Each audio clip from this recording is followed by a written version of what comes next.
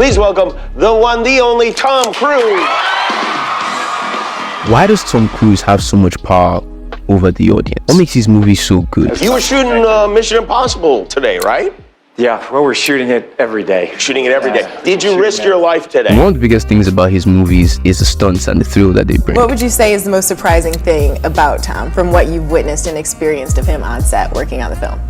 That he's still alive. It was great. In his latest movie, he actually flies the F-15s we see on screen after training for months. All right, 3, 2, 1. But why? Why does one of the most powerful people in Hollywood insist on risking his own life? Had the parachute there and I jumped off the roof. And it's that moment when you jump off the roof and you go, this is not gonna work. This is terrible, I'm gonna die.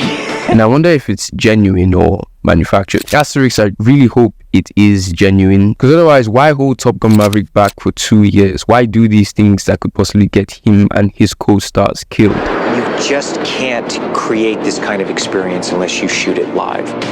For the answers to these questions, let's start at the beginning. A very good place to start. Why does he do these stunts in the first place? Even as a little kid, I did stunts. You know, I always... You were doing it when you were a kid? Yeah, I used to write skits to make my family laugh, as I told you, and I just loved climbing the tallest trees on windy days and kind of going back, and I was that kid that would jump off the roof, right? You know, doing flips. Right. I mean, I'm saying right. I was not that kid. Yeah, I was there. I was the kid who stayed inside and wrote in my pink diary. But anyway, well, of course, it all goes back to childhood. I would actually like to pretend that I feel that this is very pretentious and very Hollywood. I kind of see it. I fell in love with motorcycles myself when I was 13. I used to ride my first bicycle like it was one. I'm now 20, and despite a car being the safer option, I still want a motorcycle more. And if I was the biggest movie star in the world, I would probably have a motorcycle scene in every single movie. So are Tom Cruise and I really just adrenaline junkies? See the parachute turn. You see the parachute turned right into the side of that bowl. That was dangerous.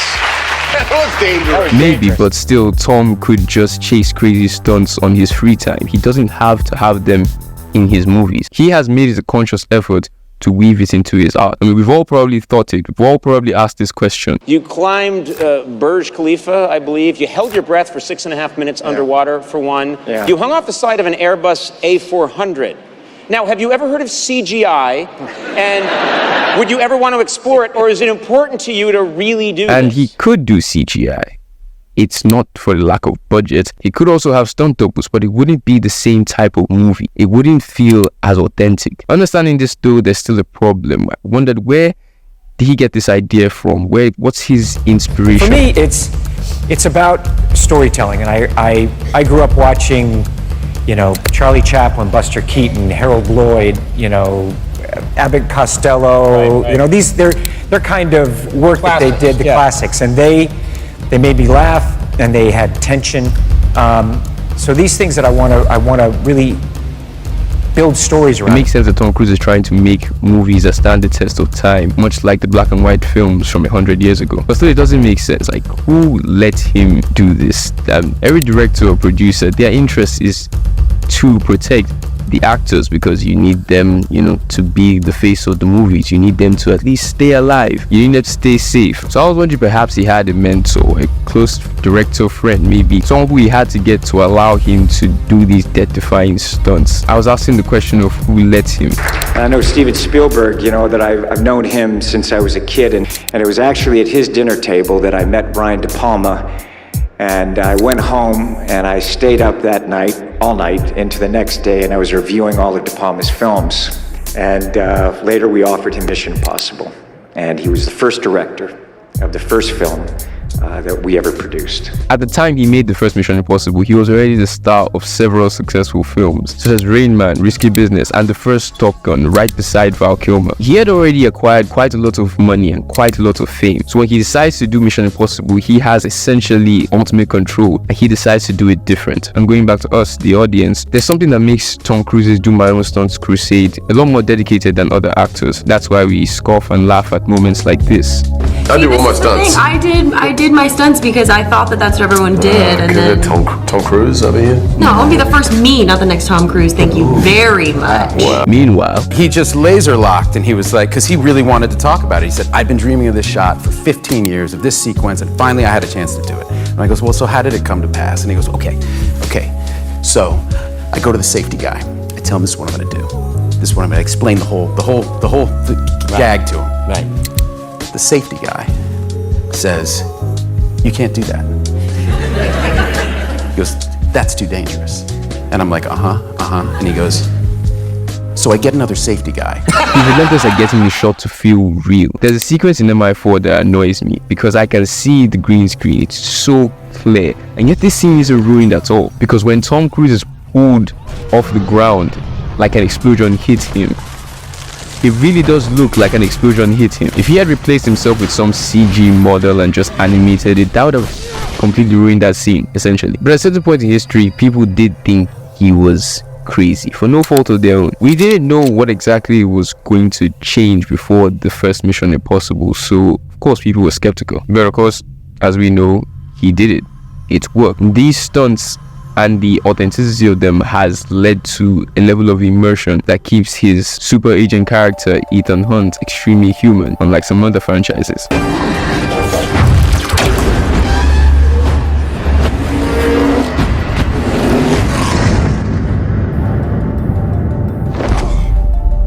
A human action hero, and just like Tom Cruise himself, this humanity doesn't come without consequences and stakes. Ever get hurt as a kid? Oh yeah, I broke bone.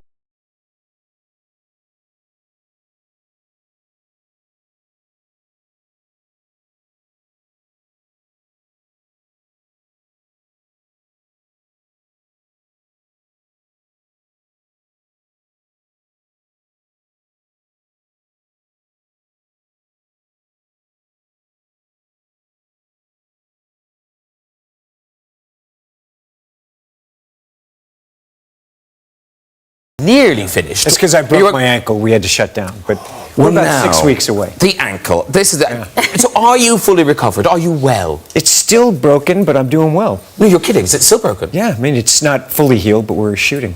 But that's nuts. Because we've seen a picture of you're running and doing all the stuff again. But it's been worth it because, of course, we love this stuff. I was surprised. I was surprised you didn't have a helicopter license already. It seems so not you. when they were telling me and he got his head around it, I was like, really? We love the passion he emits when he's talking about why he does these stunts and how these stunts were carried out. And kind of put the audience in the seat of those characters. Well, that's what happens is when you're doing those stunts, it's quite clear always. You always shoot in such a way that it's very clear it's you and that you're on the side of that airplane. And there have been times where you've been hurt, almost killed. Especially when the other members of the Mission Impossible cast and the cast of his other movies can get in on the action too. It's one of those moments where you're being lowered off this 1,800-foot cliff. And Very famous one. You know, you're thinking, yeah, one of those moments. And you're thinking, I know I'm perfectly safe because the stunt crew is absolutely fantastic. Eastwood team they're really good. And you trust the harness, and they've all triple-checked everything. But it's still 1,800 foot and you're walking off backwards. Out of the helicopter There's Henry back there flying. He's hanging out. He's not even flying a helicopter. He had to do it in an urban helicopter because we're doing aerobatics. At least I know my own fate, you know? He was there at times. I was literally on his tail, like a foot off the tail rotor at times. He had no idea. And because, Tom does all this stuff, does that mean that you guys have to say yes to everything? Fucking hell, yeah.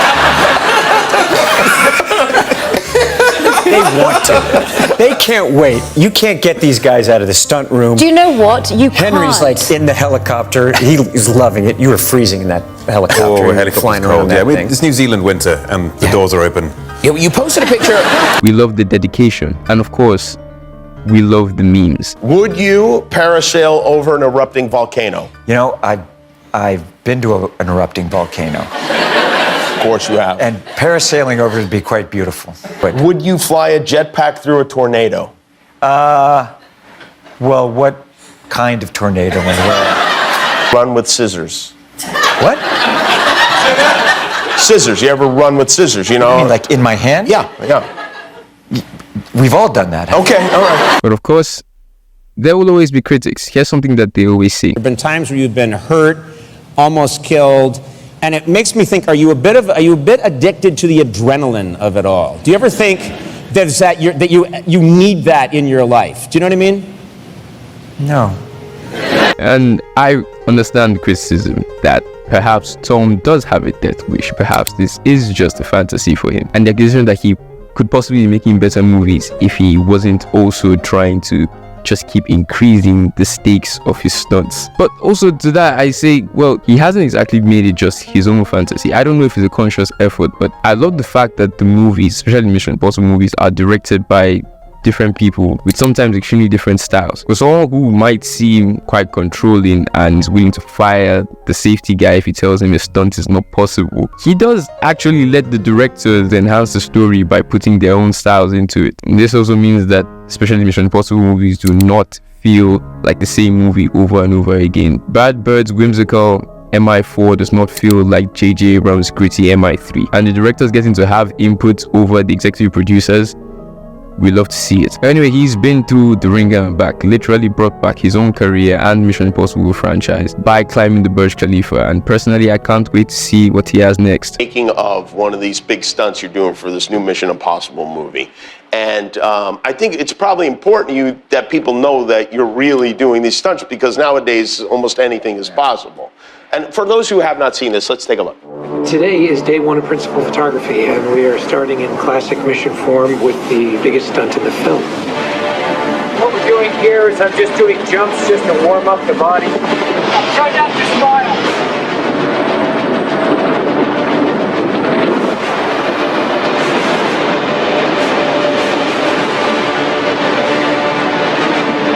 See the parachute turn. You see the parachute turn right into the side of that bowl. And as a little stunt on my own, I'm going to remind you that this video is sponsored by you. And if you would like to support the channel by leaving a donation or becoming a channel member, click the link in the description to our Buy Me a Coffee account. And if you're still in the mood for a video, here's one on why the original Little Mermaid doesn't start until the middle of the film and why it matters. I'll see you next.